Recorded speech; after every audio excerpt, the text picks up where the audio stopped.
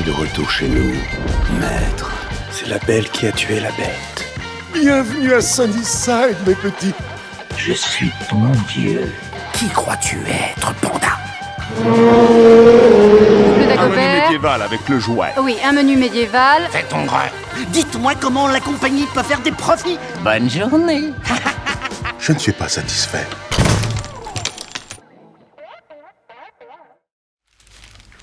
C'est les conneries, ça. C'est une connerie. Didi, renard,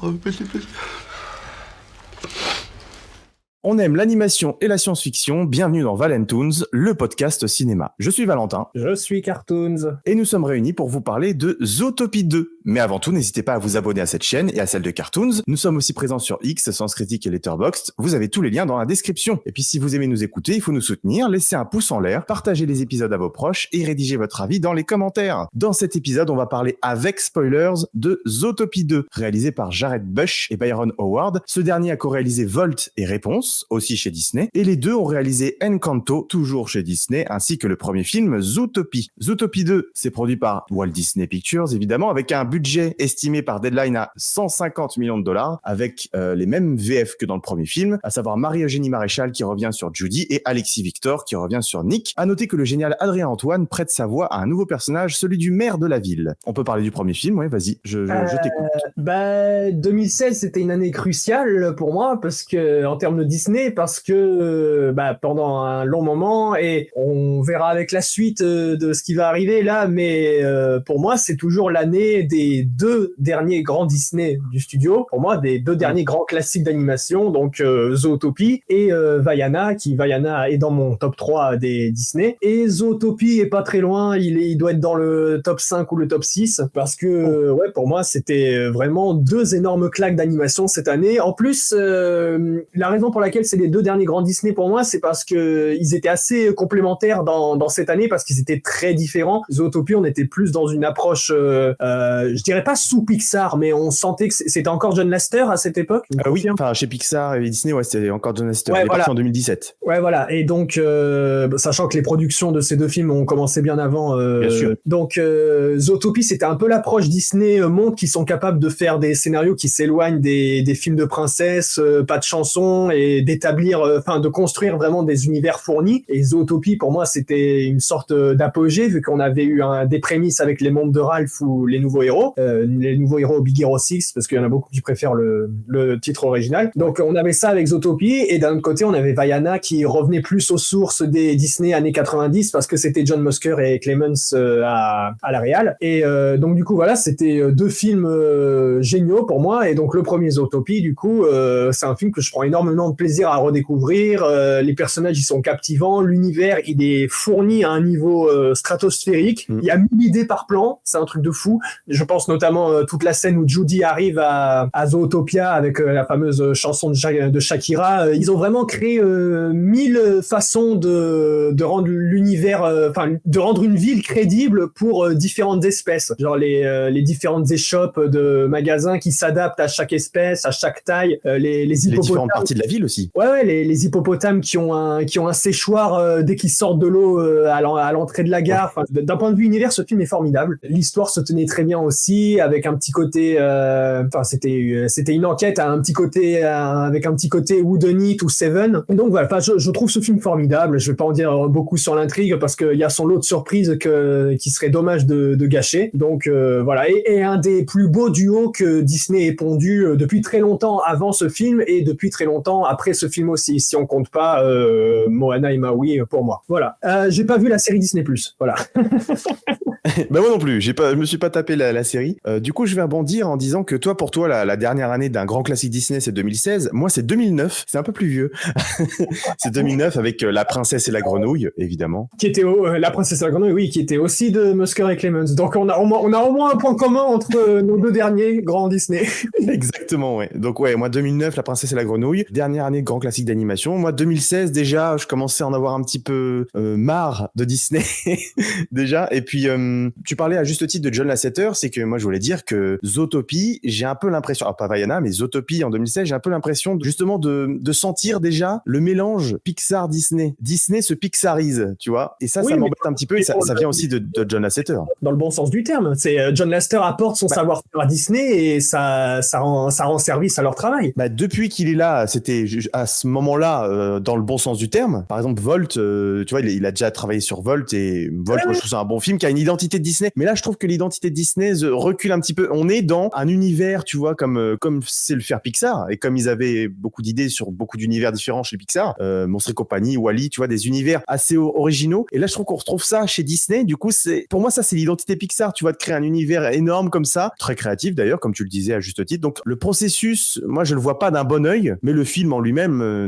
n'en souffre pas. Je ressens pas que c'est un Disney à 100%. Par contre, il y a un truc que je trouve très intelligent, c'est de reprendre l'anthropomorphisme traditionnel des films Disney, cette fois, pour en faire un propos, tu vois. Et cette fois, il est poussé à fond le potard. Moi, j'aime bien toute l'idée de la parodie du Parrain, par exemple, avec un mariage comme au début du Parrain 1, tout ça. Il y a aussi le Disney, tu sais, qui montre ses films à venir avec un étalage en mode parodie, tu vois, en mode il y aura un Moana, il y aura un Reine des Neiges 2, il le disait déjà à ce moment-là. Et Gigantic. Oui, et Gigantic, qui a été recyclé en Raya, le dernier dragon, super. Par contre, donc là, je suis dans le positif, mais en fait, moi, je suis pas très fan de Zootopie au final, et je l'ai revu récemment. Je trouve que beaucoup de choses fonctionnent avec des coïncidences, tu vois, dans le scénario. Judy qui croise par hasard une belette au début du film dans un magasin. Ensuite, elle s'occupe de l'affaire principale du film, donc la disparition des prédateurs. Et il se trouve que comme par hasard, la belette qui volait quelque chose dans le magasin au début, en fait, elle est liée au truc des prédateurs. Donc ça arrange quand même tout le schmilblick. Ça, c'est un exemple. Mais beaucoup de choses fonctionnent avec des coïncidences et c'est pas un signe d'une bonne écriture, pour moi en tout cas. Et puis, ce qui m'agace en fait dans le premier Zootopie surtout, c'est que tout le film fait référence à des choses bien présentes dans notre monde à nous. Donc les stéréotypes, l'instrumentalisation de la peur, le vivre ensemble, tout ça. Donc c'est des choses bien présentes chez nous. Sauf qu'à la fin, à l'encontre totale de notre monde à nous, tout est résolu et tout le monde vit paisiblement, sans aucun problème, pour l'éternité. Tu vois, c'est pas le genre de film qui sous-tend une happy end en fait pour moi. Enfin là, c'est une happy end totale. Faut nuancer en fait à la fin. Faut dire que les stéréotypes, il y en a toujours et que les prédateurs et les proies, ils vont continuer d'avoir du mal à vivre ensemble, mais qu'il faut continuer à se battre pour que ça s'arrange, quoi. Alors le film nous dit un petit peu, Judy a dit, il faut essayer, mais il le montre pas. Tout le monde est content, il y a plus aucun problème à la fin. Donc je le dis là parce que ça va être aussi un truc à reprocher pour le 2. Moi, c'est ce qui m'agace le plus dans le 1, c'est qu'à la fin, c'est une happy end totale, quoi. Alors que l'happy end totale dans un univers de contes de fées comme le faisait Disney, tu vois, ça me gêne pas parce que là, on est dans le manichéisme, oui, on se base pas sur des choses présentes dans notre monde à nous. Donc voilà, moi ça m'agace et j'aime bien le film, il est sympa, mais il est clairement pas dans mes Disney préférés. Voilà. Du coup, est-ce qu'on enchaîne sur la suite de Zootopie? Enchaînons sur la suite de Zootopie. Du coup, pour faire passer la parole, je te laisse commencer si tu veux. On pourrait déjà parler de nos attentes quand même, parce que le teaser a fait beaucoup parler de lui, oui, le premier teaser.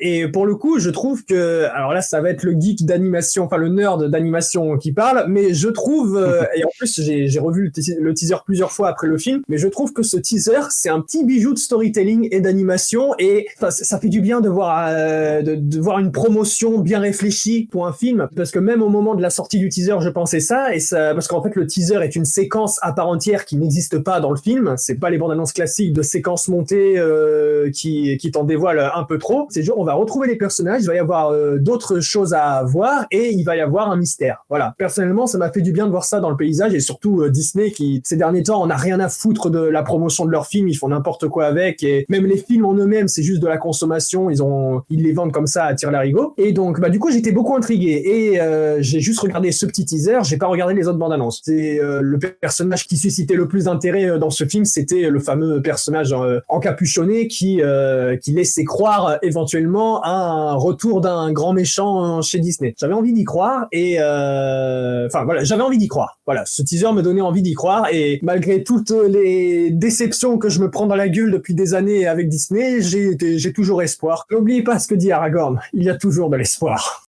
Il y a toujours de l'espoir.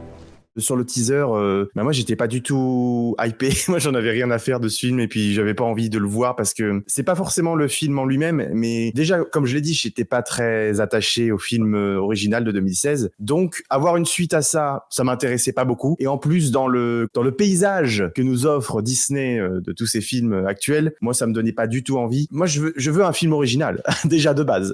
C'est pas ce que j'attends, une suite, encore moins d'un film qui me plaît pas. Et je vois le teaser et je me dis il peut y avoir avoir potentiellement de bonnes choses. Je partais pas forcément défaitiste, mais je me suis dit, ouais, il peut y avoir des bonnes choses. Et c'est vrai que le coup d'avoir enfin un grand méchant, d'avoir un retour à des méchants irrattrapables et puis et très très méchants, ça m'intéressait. Et le gars encapuchonné pouvait laisser penser. Ça a été une grande déception. On peut peut-être venir au film. Je suis à nouveau le garant de la paix pour le coup. On va retrouver nos places habituelles.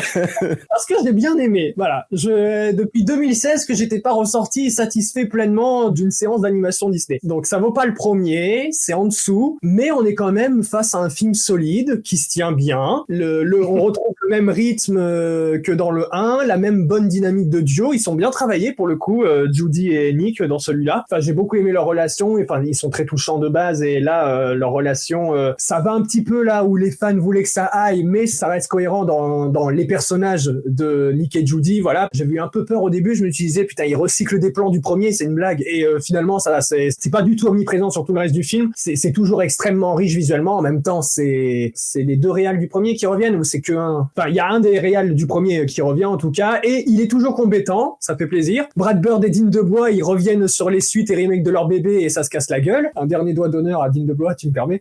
Et les nouveaux personnages, ils sont bien travaillés aussi. La problématique que soulève le film, c'est plutôt bienvenu. Enfin, j'ai trouvé ça intéressant. Enfin, j'ai trouvé le film intéressant. Voilà, au final. C'est ce que j'en retiens. Il m'a proposé une histoire qui m'a intéressé, des personnages qui m'ont captivé. Le méchant, c'est pas une déception.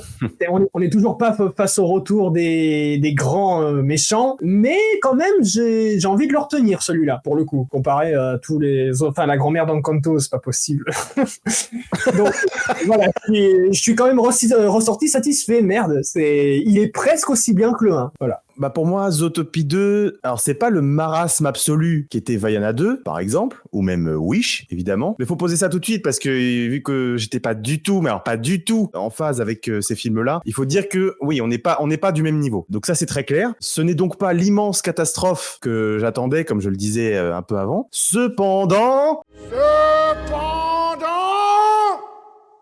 Pour moi, c'est pas un bon film. C'était pas une séance horrible. Hein. Je tiens à préciser ça tout de suite parce que du coup, vu que je vais pas être positif du tout pendant la vidéo, c'est pas pour dire voilà que c'est au même niveau du reste. Pas du tout. Je le mets pas dans le même panier, mais je peux pas le mettre dans le panier du bon film. Et puis là encore, quand je vois les réactions dithyrambiques, la réception publique, ça me dégoûte qu'on encense un film comme ça en disant que ça y est, c'est Disney Animation qui est à son prime maintenant. Ça m'énerve un petit peu. N'exagérons rien.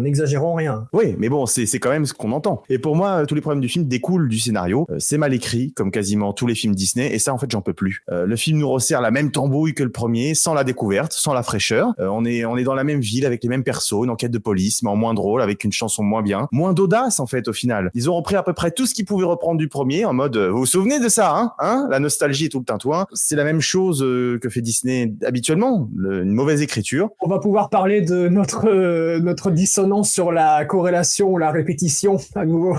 Ça va encore revenir.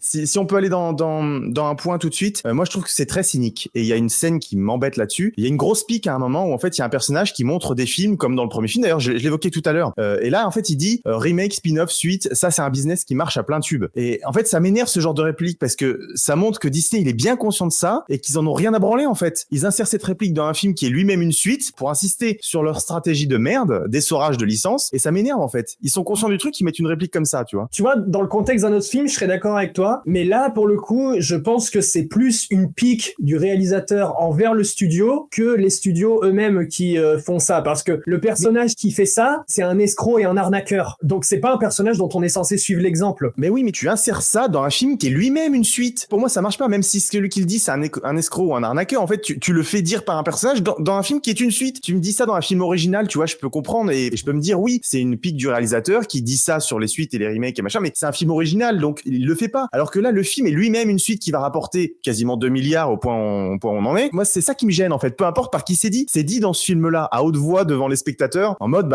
c'est un truc qui marche, ça, les suites et les remakes. Oui. Ça m'agace. C'est vrai que là où dans le premier, c'était inséré dans le récit parce que Nick et Judy vont voir le personnage en question. Là, c'est inséré comme ça au milieu d'une course-poursuite. C'est pas très subtil, quoi. Comme une blague. Et puis dans le premier, Disney qui montre les prochains films à venir, tu vois, je me dis, bon, c'est vrai que c'est un peu crade parce que c'est une référence, c'est une promotion, une pub déguisée teaser, tu sais, pour dire bah voilà ce qui va arriver prochainement. Pour moi, ça passe un peu mieux. Et là, moi, ça m'embête quand tu fais de l'humour cynique sur ça m'agace. On peut venir sur un point, si tu veux, qui est un point qui m'a vraiment frustré, c'est le fait de refaire le coup du on déjoue un complot majeur pour la deuxième fois. Là, en fait, le truc, c'est qu'ils vont refaire encore une enquête qui est en fait encore un énorme complot dans la ville, et c'est quasiment leur deuxième enquête. Le problème, c'est qu'en fait, on a l'impression que la moindre enquête que font Judy et Nick, elle va révolutionner leur monde. En fait, il aurait fallu mettre en avant le fait qu'ils ont déjà résolu plein d'enquêtes ensemble. Peut-être instaurer une sorte de lassitude, faire en sorte que Judy, par exemple, elle ait pas l'impression d'aider des gens. Ça aurait été cool, par exemple, tu vois, de voir Judy être dégoûtée d'avoir résolu une enquête et que le criminel, il soit relâché rapidement, tu vois. Elle aurait pu s'interroger là-dessus, interroger le système d'une autre manière que dans le premier. Et le pire, c'est que le film, il en est conscient et il ironise là-dessus, parce que t'as Nick ou Judy, je sais plus qui dit ça, mais il y en a un qui dit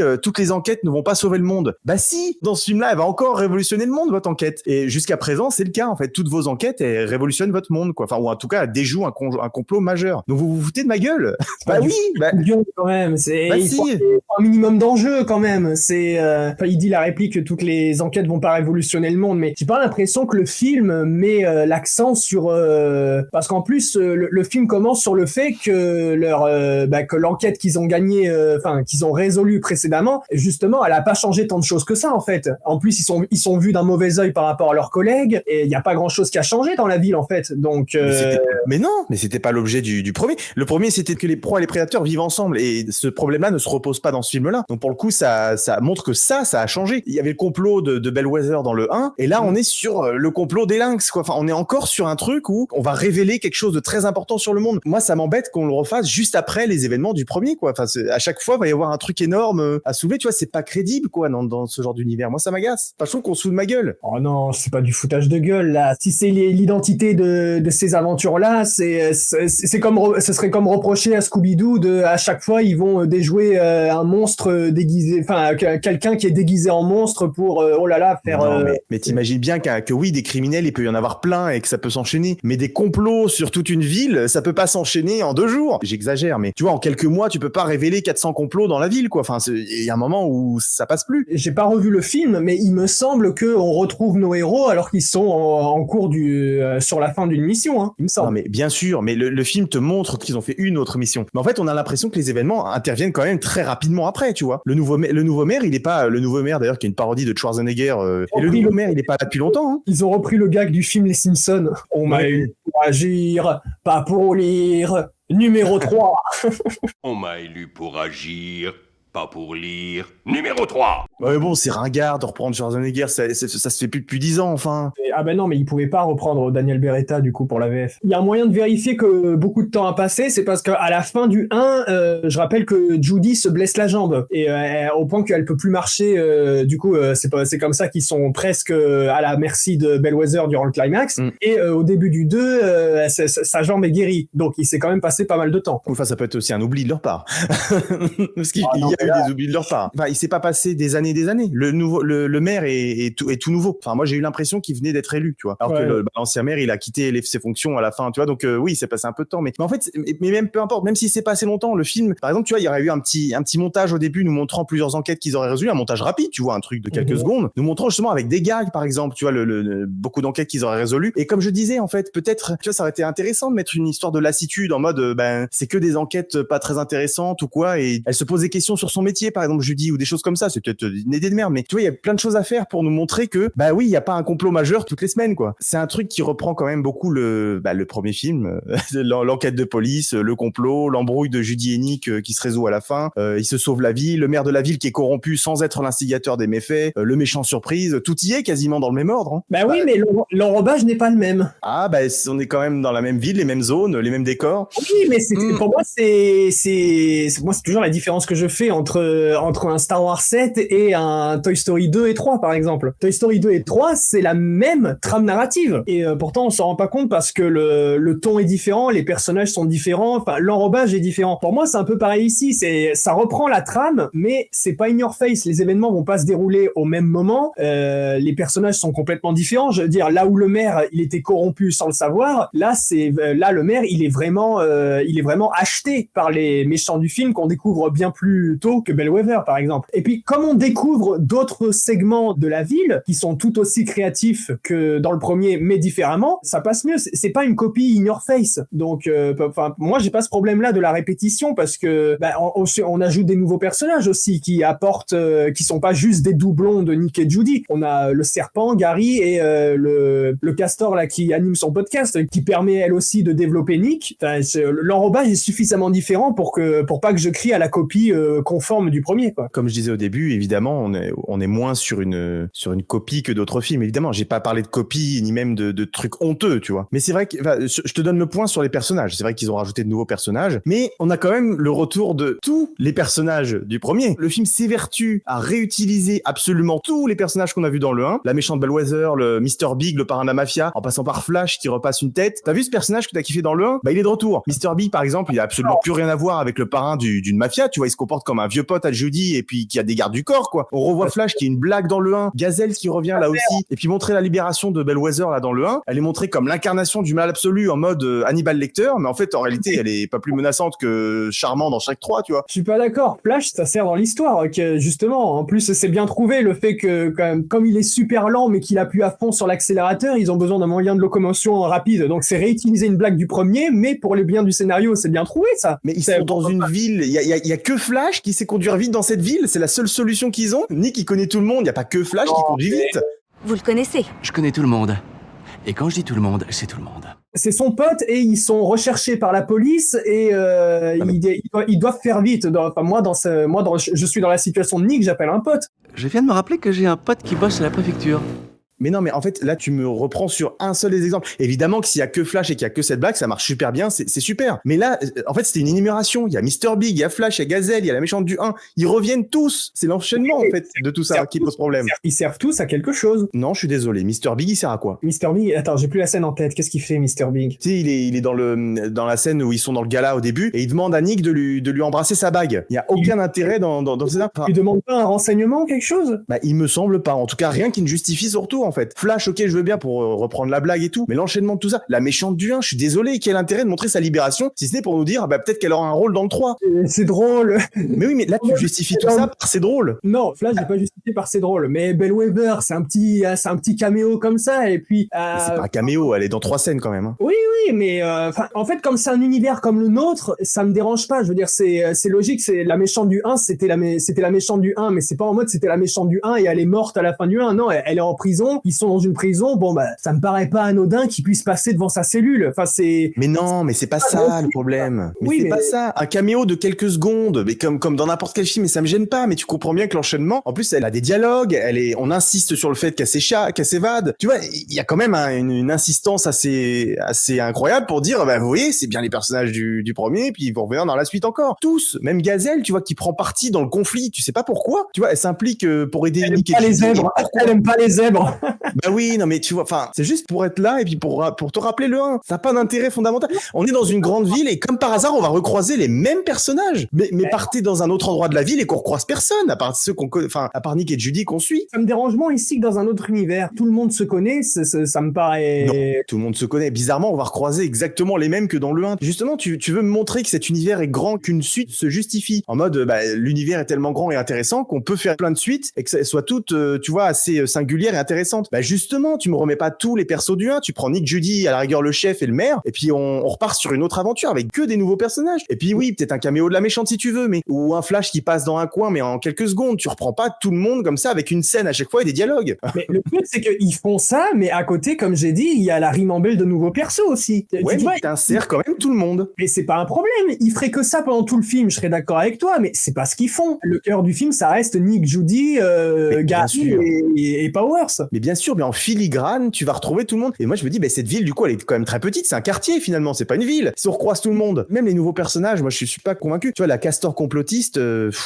elle est succulente. Ça, c'est un truc que j'aime bien. C'est un truc que j'aimais dans un autre film aussi que je ne citerai pas. J'aime bien qu'on donne à un duo préexistant un autre duo. Et ça, pour le coup, par exemple, il y a le duo Nick et Judy, mais à côté, on va aussi donner le duo Nick et la castor, j'ai oublié comment elle s'appelle. Pourtant, j'avais bien aimé le personnage. Et il y a le duo Judy et le serpent, là, Gary. On garde le duo principal et en même temps, on développe d'autres relations de duo qui fonctionnent tout aussi bien. J'ai trouvé que c'était bien. Ça, je suis d'accord avec toi, mais mais encore faut-il que le personnage qui rejoigne le duo soit plutôt intéressant. Là, c'est un personnage qui tu sais, qui est toujours un peu fou, qui dit un peu n'importe quoi, mais en fait, son n'importe quoi se révèle juste. Un trope qui était déjà dans Moonfall et qui était déjà un peu lourd et un peu chiant. Moi, j'aime pas ça, le coup du personnage qui te dit un truc complotiste. En fait, c'était la vérité, tu vois. Moi, j'ai du mal à m'attacher à ce genre de personnage. Elle m'a fait un peu penser à Hobie Brown de Spider-Verse 2, le Spider-Punk, qui passe son temps dans la théorie du complot et qui, au final, se révèle utile pour aider les héros. Bah, c'est pas pour rien que je suis pas très fan d'Across the Spider-Verse, mais bon. Personne n'est parfait. Tu parlais de Gary, par exemple, si tu veux, on peut aller sur Gary. Point positif, son design de serpent, il est génial. Tu vois, son expression faciale, elle est parfaite. Il lui manque un croc. Oui, bah oui, oui, c'est sympa, ça, moi j'aime bien aussi. Du coup, moi ce qui m'embête, c'est que par exemple, on va nous sortir un truc, alors c'est pas directement lié au personnage, mais ça l'entoure. On nous sort que, tu vois, les vipères ont la capacité de voir dans le métal. Alors ça, tu vois, c'est une énorme connerie, c'est une grosse pilule scénaristique à avaler, et moi j'y arrive pas. Parce que c'est comme ce truc débile de la Reine des Neiges 2, là où on nous dit que l'eau a de la mémoire, tu vois. Que ce soit l'un ou l'autre, en fait, ça a pas de sens. Le scénario, il tient pas, donc on nous sort une énorme connerie en la répétant 5 fois dans le film, en espérant que ça passe. En fait, ça passe pas. De dire que les vipères ont la capacité de voir dans le métal, ça n'a aucun sens, même dans un univers comme ça. Et puis, en fait, tout ce qui entoure ce personnage, c'est d'un manichéisme exacerbé, quoi. Il dit littéralement dans le film, nous, on n'est pas des méchants. C'est un vrai dialogue du serpent dans le film. Plus tard, il dit, en fait, on est les gentils. Et je vous jure que ces phrases sont prononcées telles quelles dans le film. Il demande à Judy ou Nick, je sais plus, vous voulez arrêter les méchants? Le film me prend pour un gamin, mais c'est pas possible. Pour la réplique, on n'est pas des méchants. Dans le contexte où cette réplique est dite, elle me pose pas problème. Il est traqué et en plus, au moment où cette réplique intervient, ils sont au cœur d'un malentendu et les serpents sont mal vus. Bon, bah, c'est logique de dire, c'est pas moi l'ennemi ici, quoi. Mais je dis pas que c'est pas logique, mais enfin, il y a peut-être une autre manière de le faire en moins manichéen quand même. C'est vraiment les méchants, les gentils, quoi. On est dans Bioman, quoi. En même temps, tu vois, le film final, c'est quand même des vrais méchants, hein, au final, hein. Si tu veux qu'on vienne sur les méchants, on peut y venir parce que ça va m'énerver aussi. Là aussi, c'est l'ultra-manichéisme dont je parlais. C'est pas nuancé une seule seconde. Absolument tous les lynx sont forcément des salopards dans ce film. Le méchant surprise de merde, là, il dit littéralement, je veux pas être meilleur, mais va te faire foutre, en fait. Dans le premier, on nous montre justement que c'est pas parce que t'es un prédateur que tu vas forcément devenir sauvage et bouffer des proies. Donc l'idée, c'est de dire que c'est pas génétique. Tous les prédateurs, ils sont pas mauvais. On stigmatise pas une partie de la population. Ici, ils en ont rien à branler. T'es un lynx, t'es forcément un salopard. Enfin. Non, c'est que cette famille-là. On montre pas tous les lynx du groupe. Tous les lynx du film sont des salopards. Et on nous dit qu'il y en a peut-être un qui est différent, donc je me dis, ah bah super, la nuance. Mais en fait, non, c'est un salopard aussi. Parce que c'est un lynx. Franchement, merde. Alors pour le coup, ça, je pense que c'est une erreur de la VF. C'est parce qu'en VO, il dit pas je ne veux pas être meilleur, il dit je ne veux pas être différent. Oui, enfin peut-être, mais ça change pas le fond de ce que je dis. Hein. Dans le 1, c'était ça aussi. Hein. Tous les moutons qu'on voit dans le film, c'est des salopards. Hein. Oui, bah c'est pour ça que c'est ce que je disais tout à l'heure quand je parlais de tout le monde finit bien, quoi. Ça rejoint ça. J'ai la même chose à reprocher ici. Non, parce que pour moi, c'est un peu le même genre de message que véhicule Dragon ou Avatar. C'est que la discrimination, elle est partout. Tout le monde peut changer, mais il y a certains individus qui seront toujours trop cons pour changer. Et c'est... Ah bah alors là, non, je suis désolé.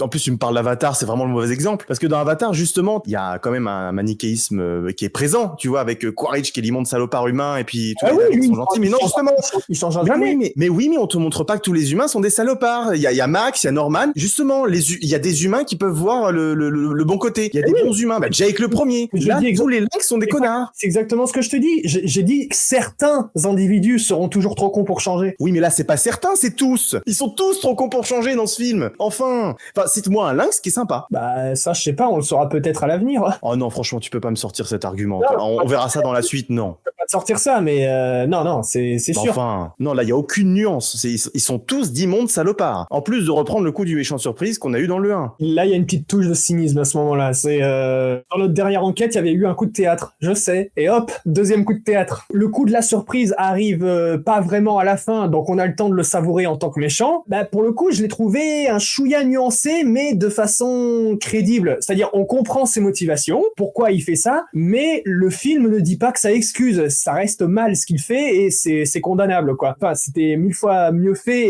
et acceptable que ce qu'ils ont essayé de nous pondre, par exemple, dans Raya, où la meuf se comporte comme une connasse tout le long, et à la fin, ah non, mais il faut se faire confiance, câlin collectif, du coup, tout ce que t'as fait, on oublie. Mais non, pour le coup, dans celui-là, ils se sont un peu rattrapés. C'est-à-dire, oui, on le comprend, mais c'est condamnable. Et en plus, le personnage va presque trop loin, donc je le retiendrai pas comme grand méchant, mais méchant mémorable et auquel j'ai cru, quand même, ça passe. ça a quand même marché parce que justement comme toi j'ai cru en la nuance et en fait c'est pas le problème du méchant à twist qui me gêne, enfin je parle dans les autres Disney, le problème c'est que c'est mal fait les 3 quarts du temps. Par exemple dans Hans, moi ce qui, bon j'aime pas la Reine des Neiges, je le dis tout de suite, mais pour moi dans Hans le problème c'est que là où c'est à chier son twist, c'est que déjà ce n'est là que pour faire avancer l'intrigue et en plus de ça, une fois que le twist est arrivé, le mec c'est plus le même personnage du tout. D'un seul coup il a des airs de grand méchant redoutable, voilà quoi. Alors que la nuance c'est que par exemple Ernesto dans Coco, une fois qu'on a compris que c'est le méchant, il reste le même personnage. Et Powers, une fois qu'on a vu le twist, et ben il reste le même personnage et on le développe un peu plus. Je l'ai pas trouvé inintéressant ce personnage-là et sa menace est crédible pour le coup. D'ailleurs la petite ref à Shining dans le climax,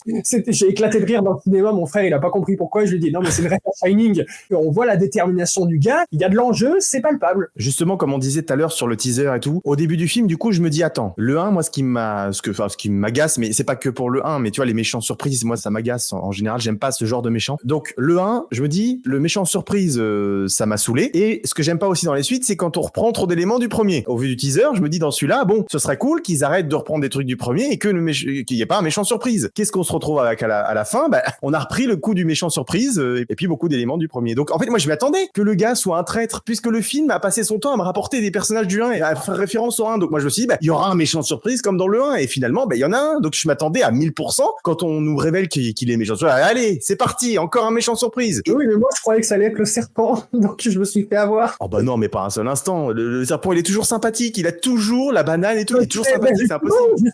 Justement. Je disais tout à l'heure, bah, la fin du 1 était pas nuancée. Donc je me dis là aussi, ah bah ça serait cool qu'on ait enfin un peu de nuance. Et pareil, le film te dit, on va peut-être être un peu nuancé. Tous les lynx sont pas les salopards. Et puis finalement, ça, tu vois, il a frustré le film, surtout à la fin. Bah, je m'attendais à ce qu'il fasse un petit peu mieux que le premier ou que je puisse adhérer enfin à ça et pas du tout. Le film retombe dans des trucs que j'aime pas. Je te trouve un peu excessif. Moi, je voulais aimer ce film, là encore. Enfin, je me suis dit, bah, j'aimerais bien qu'il fasse un petit peu différemment que le premier et qu'il corrige ce que moi, je trouve être des choses qui m'intéressent pas trop dans le premier. Donc, je m'étais dit, ouais, ce serait cool qu'on ait pas un méchant surprise et qu'on ait un peu plus de nuances. Ça a été le cas sur aucun des deux. Tu parlais de la référence à Shining, c'est vrai qu'il faut dire que c'était génial. Et d'ailleurs, ce que j'aime bien dans cette référence, c'est que c'est comme dans le 1 où on faisait référence au parrain, mais là, du coup, on fait référence aussi à un film culte, et cette fois, c'est Shining. Ça, j'ai bien aimé. En plus, c'était ultra drôle, quoi. Et justement, moi, j'aime bien le fait que ce soit pour le parrain dans le 1 ou Shining ici, qu'il fasse référence à des films qui sont pas pour un jeune public, et que du coup, ça puisse faire découvrir ces films-là, le parrain ou Shining. Ah oui, Shrek, c'est pas des films familiaux, on va dire ça, et pourtant, ça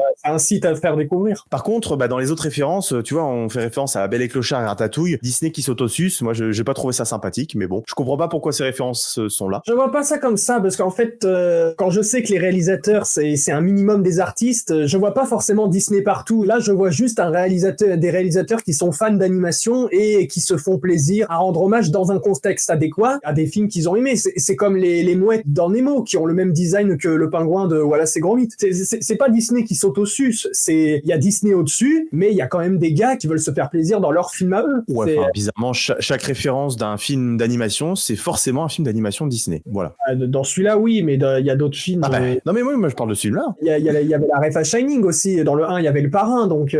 Oui, mais non, mais j'ai dit, ça c'est très bien, c'est super. Par contre, toutes les autres refs, Ratatouille, c'était très drôle, mais bizarrement, c'est que du film Disney d'animation. Il y a la ref à Hannibal aussi, quand Bellwether, elle apparaît derrière le truc de sa cellule, là.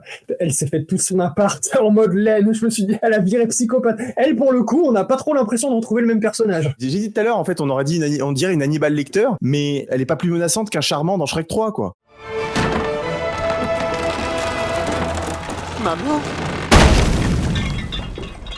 On s'en fout, c'est mais non, faut pas, enfin. Elle a comploté dans le truc et on nous montre comme si c'était une psychopathe assoiffée de sang, enfin. Elle a peut-être viré folle de pas avoir digéré sa défaite, hein. Mais de toute façon, les personnages sont trop caricaturaux en général. Tu vois, par exemple, les flics, là, le flic sanglier, là, la gendarme cochon. Ouais. Ils sont totalement psychopathes, mais c'est des fous, quoi. Ils sont prêts à mourir pour arrêter de Judy Hennig, mais ils ont un comportement trop extrême. Et en quelques minutes, ils vont passer de cet extrême-là à l'autre. C'est-à-dire qu'après, ils vont défendre Judy Hennig, mais ça va pas. J'ai pensé à toi à ce moment-là parce qu'ils nous font une Kung Fu Panda 2. Pourquoi vous ne tirez pas? Pourquoi vous ne tirez pas? Ils mettent nos artilleurs hors de combat. Ils se rapprochent. Mais moi, je déteste ce genre de personnage, en fait, qui passe d'un extrême à l'autre en quelques secondes, c'est pas justifié, enfin, c'est vraiment des psychopathes, quoi, mais ça va pas. Qu'est-ce qu'ils font dans le film qui pourrait laisser supposer ça? Parce que justement, quand ils nous refont le tirer dans le tas, ils disent on va pas les blesser létalement quand même, on veut les capturer, mais voilà quoi. La flic sanglier, là, elle a un comportement, mais elle est dans l'extrême absolu, elle est prête à enfreindre les lois de la police, et puis en fait, à chaque fois qu'elle parle, elle est dans l'extrême, tu vois, elle vocifère, comme si Judy, elle avait tué ses parents, quoi. Elle est à fond dans son truc, et le problème, c'est qu'à la fin, elle va être à l'extrême inverse. Elle va défendre Judy et Nick contre leur poursuite par la police et tout. Enfin, comment tu peux passer d'un extrême à l'autre comme ça en quelques minutes? Moi, ça m'agace. J'ai pas trouvé qu'on insistait sur le fait qu'ils étaient psychopathes ou quoi que ce soit, quoi. Bah, quand je dis psychopathe, c'est qu'elle est trop extrême, exacerbée, en fait. Ah, moi, je dirais déterminée. Bah, il y a de la détermination, mais pour moi, c'est trop exacerbé, en fait. Elle est toujours dans le trop, et je comprends pas. Enfin, c'est pas adapté à la situation pour moi. Enfin, pourquoi elle a un comportement aussi exubérant, tu vois? J'ai eu un moment où j'ai pensé aux Indestructibles 2, c'est pas une qualité. Ah, merde.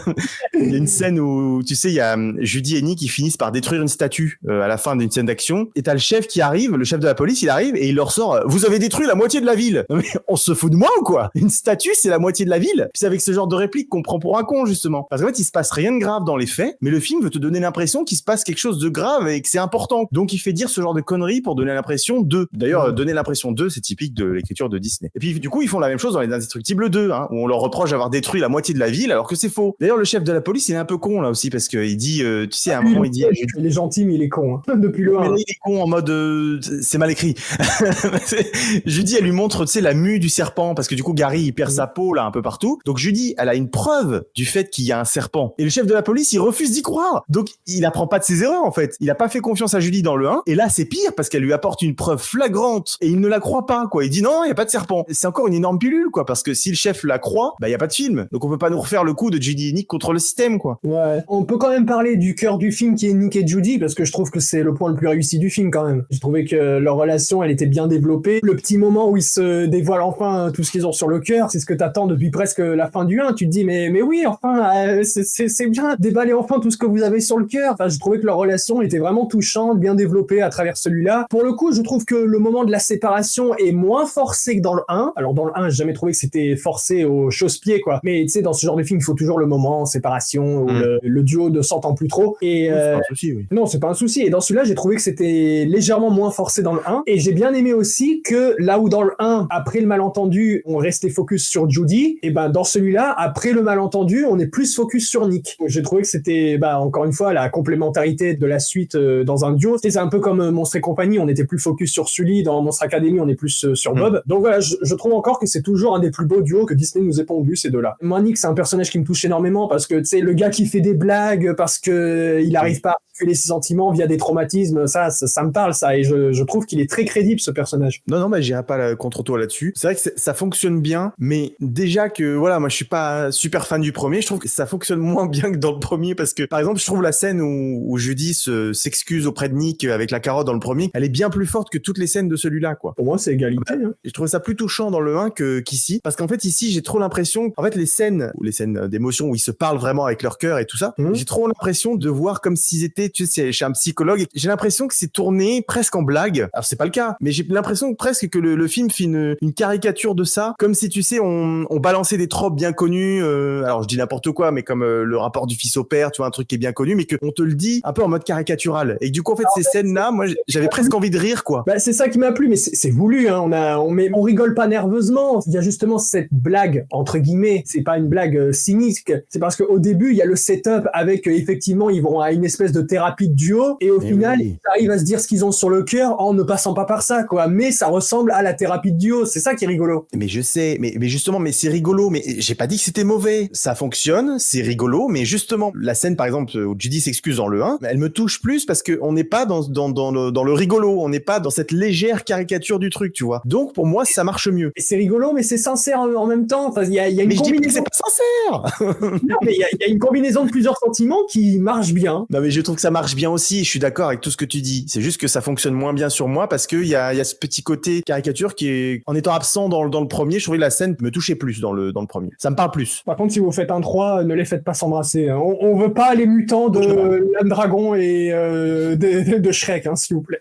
Ouais, ça aussi. J'ai eu peur pendant tout le film qu'ils en fassent une simple relation amoureuse et tout. Et pour le coup, ils ont évité ça. Donc, merci. merci d'avoir évité ça. T'as évoqué Monstre Academy tout à l'heure, ça m'avait pensé, c'est vrai qu'il y a une scène qui fait pas directement référence, mais qui est très proche quand même de Monstre et compagnie et que j'ai kiffé. C'est quand le serpent, tu sais, il se révèle aux gens et que tout le monde panique. Ça m'a fait penser à Boo dans Monstre et compagnie dans le restaurant. Oui. Si c'est une rêve pas assumée, c'est très sympathique quand même. L'univers de Monstres au travail, c'est un peu similaire à Zootopie, globalement. Bah, c'est un univers à la Pixar, quoi. Pour un Disney, c'est dommage. Ouais, mais avec l'animal anthropomorphisé qui est spécifique au conte à la Disney, donc c'est un beau mariage. Bien sûr, on est quand même dans la pixarisation un petit peu à ce moment-là. Moi, les mondes de Ralph, Big Hero 6 et tout ça, moi j'adore. Hein. Moi, je préfère qu'on reste sur l'identité, enfin que les deux studios gardent leur identité propre, tu vois, qu'ils essayent de mixer les deux. Moi, c'est pour ça que je préfère DreamWorks, parce que DreamWorks, ils ont pas d'identité. Ils ont une identité qui n'est pas une identité, en fait. Non, mais c'est vrai, non, mais je dis pas le contraire. Bon, au final, c'était un troll, le gars encapuchonné, mais bon, dommage. Ouais, c'était un troll, on s'est encore bien foutu de notre gueule, voilà, super. Alors, moi, j'ai une autre vision, parce que pour le coup, j'ai commencé le podcast en disant que j'avais revu le teaser juste après avoir vu le film, et parce que justement, j'étais pas dégoûté, mais je me disais, mais c'était un troll, ce personnage, en fait. Et en fait, pour avoir revu le teaser, je trouve qu'il est plutôt bien monté. En fait, la façon dont c'est monté, c'est que d'abord, on passe par les différents éléments, on montre qu'il va y avoir des nouveaux personnages et on revoit certains personnages du 1 en arrière-plan. Et quand il y a la dernière scène avec le rideau de fumée et le fameux personnage en arrière-plan, la façon dont c'est présenté, c'est plutôt bien fait parce que il y a ce personnage dont on ne voit pas l'identité, on voit que les yeux. Il s'avance vers Nick et Judy et juste après, on a un échange de regards entre Nick et Judy qui s'interrogent, un peu comme nous, spectateurs qui voyons le teaser, sur qui ça peut être. La caméra se focus sur eux deux qui ont cet échange de regards interrogatif. Et là, ils regardent à nouveau dans la direction du méchant qui est du coup la nôtre. C'est presque un regard caméra. Et là, on enchaîne sur l'énumération des différents personnages. Et en fait, ça peut être vu de deux manières. Soit c'est l'énumération des personnages pour le spectateur, en mode vous allez revoir ces personnages et il y a les nouveaux qui se mêlent. Ou bien on est du point de vue de Nick et Judy qui, eux, s'interrogent sur qui peut être le méchant. Et du coup, on a l'énumération de qui peut être ce personnage à travers toute l'énumération des personnages qu'on connaît ou qu'on va découvrir. Donc en fait, à partir de ce niveau-là, ce personnage, c'est pas vraiment un personnage, c'est plus l'interrogation, le point d'interrogation, la carte mystère de qui va être le méchant derrière le drap, quoi. Mais le personnage encapuchonné, de manière diégétique, du coup, n'existe pas. C'est juste une image. Voilà. C'est mon interprétation. C'est une bonne chose de réussir un teaser, autant faudrait-il réussir le film. Oh là là. Est-ce que tu as des choses à rajouter sur Zootopie 2? Eh bien non. J'ai pas aimé, mais c'était pas non plus... c'est pas une honte, voilà. On est sorti de l'empêtrement où on était avec toutes les suites. Et en fait, moi, j'ai hâte de voir le prochain Ext qui sortira en fin d'année 2026, parce que peut-être un nouveau film, voilà, un peu plus proche de l'identité de Disney. J'ai un peu plus espoir, en tout cas, je préfère ça qu'une suite, et encore plus qu'une suite à un film dont je suis pas trop fan. Donc voilà, moi, j'ai pas aimé le film, c'est pas pour moi, mais c'est pas non plus la honte qu'était Vaiana 2, Wish et tous les autres. Bah, surtout que Vaiana 2, c'était même pas un film, hein. C'était... Oui, voilà, donc c'est pour ça, non mais faut bien différencier les deux. Voilà. C'était un monstre de Frankenstein, littéralement. Ouais. Bah, moi, j'ai bien aimé, je recommande. Ça fait du bien, merde, de ressortir satisfait d'une séance Disney depuis 10 ans. Et là, c'est pas en mode je me contente parce que les autres c'était la fosse sceptique et ça c'est la poubelle. Là, il est vraiment bien, il est vraiment sympa. Donc voilà. Allez voir Arco, ceci dit, grosse pépite de l'animation française et je pense que ça va devenir un futur petit classique quand même. J'ai beaucoup aimé. À l'image du Royaume des Habits, j'ai pratiquement chialé tout le long. Donc bon, ce n'est pas un gage de revendication ou de qualité, mais bon, si vous êtes sensible à ce genre d'histoire, je pense que ça peut que vous plaire. C'est très beau, c'est très bien écrit, c'est l'univers, il est assez fou et je pense que la scène finale quand même pourra vous faire sortir les larmichettes. Oui, c'est vrai. Ouais. Moi, j'ai beaucoup aimé le film aussi. Et puis, moi, c'est tout le côté science-fiction surtout que j'ai bien aimé. Oui, je me doute. Ouais, c'était une belle petite fable. C'est très sympa. Donc, allez voir Arco et Zootopie 2 si vous reste un peu d'argent, mais donnez pas votre argent à Disney. Surtout qu'on te regarde, Bob, avec ton catalogue d'IA qui va voir le jour, va bien te faire enculer. On va finir là-dessus. Voilà. Va te faire foutre, Bob. Bob. Eh bien, merci de nous avoir écoutés. Et puis, on se retrouve pour un prochain épisode du podcast d'ici peu. C'était Valentin. C'était Cartoons. Et à la prochaine. Ciao. Tchuss.